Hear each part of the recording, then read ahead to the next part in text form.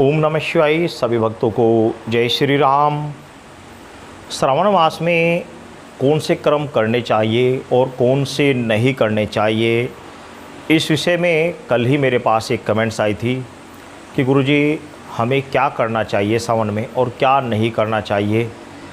ऐसे कौन कौन सी चीज़ें होती हैं जिनको सावन में हम कर सकते हैं और कौन कौन सी ऐसी चीज़ें हैं जिनको सावन में करने से भयंकर पाप लगता है। तो आज मैं इस विषय में आपको बताऊंगा।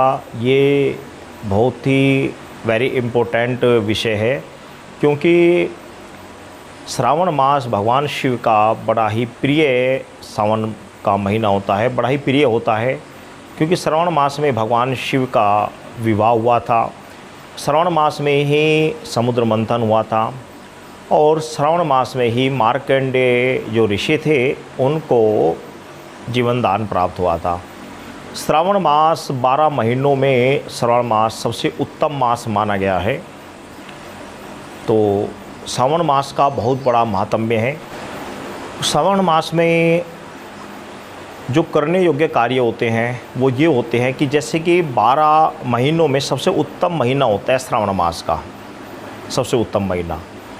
इस श्रावण मास में जो पूजा पाठ की जाती है वह 12 महीनों की अपेक्षा इस एक महीने में किया हुआ पूजा पाठ दान पुण्य उन 12 महीनों की अपेक्षा कई गुना ज़्यादा अधिक होता है। मान लिया आप श्रावण मास में या भगवान शिव के सोमवार के व्रत रख रहे हैं, तो पूरे साल सोमवार के व्रत रखने से कई गुना ज़्यादा आपको केवल सावन के सोमवार के व्रत रखने से फल मिल जाएगा। आप श्रावण मास में जितना दान पुण्य, जितना जाप आदि करेंगे, जितना पुण्य आपको श्रावण मास में मिलेगा इतना आपको पूरे 12 महीने में भी नहीं मिलेगा जितना श्रावण मास में मिलेगा। तो अब आप समझेंगे कि श्रावण मास 12 महीनों में सबसे उत्तम महीना होता है। इस प्रकार उसमें जो किया गया कर्म है वह अक्षय हो जाता है, यानी कि कई गुना ज़्यादा बढ़कर मिलता है। तो इसी प्रकार जो हम पाप आदि कर्म करते हैं वह भी श्रावण मास में कई गुना ज़्यादा अधिक बढ़कर मिलता है।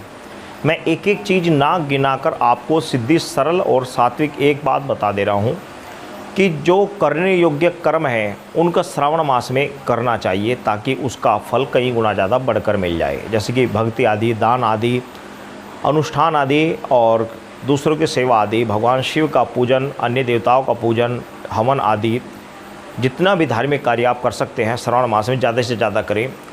और ना करने योग्य कार्य जैसे कि व्याभिचारिता, मांस मदिरा का भक्षण, गाली गलौज या दूसरे के साथ लड़ाई झगड़ा, दुष्ट व्यवहार, और इनमें जो विशेष चीज़ है वो है कि पूरे श्रावण मास ब्रह्मचर्य का पालन रखना चाहिए।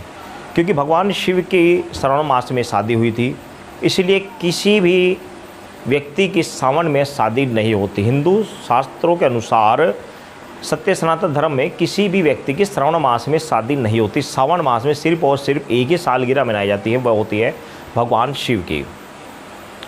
तो श्रावण मास में भक्तों को पूरे श्रावण मास ब्रह्मचर्य का पालन करना चाहिए और जो ना करने योग्य कार्य है उनसे बचना चाहिए, और जो करने योग्य कार्य है उनको बढ़ चढ़ कर करना चाहिए। बस इन्हीं 2 शब्दों में मैं इस वीडियो को पूरा करता हूँ।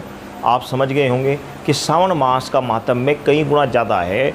इस महीने में आप पाप करेंगे तो भी बढ़कर मिलेगा, पुण्य करेंगे तो भी बढ़कर मिलेगा। तो लिहाजा आप पाप ना करें, पुण्य करें, ज़्यादा से ज़्यादा आप भक्ति करें, ज़्यादा से ज़्यादा ध्यान लगाएं, ज़्यादा से ज़्यादा आप अपने ध्यान को केंद्रित करें और ईश्वर का ज़्यादा से ज़्यादा ध्यान करें।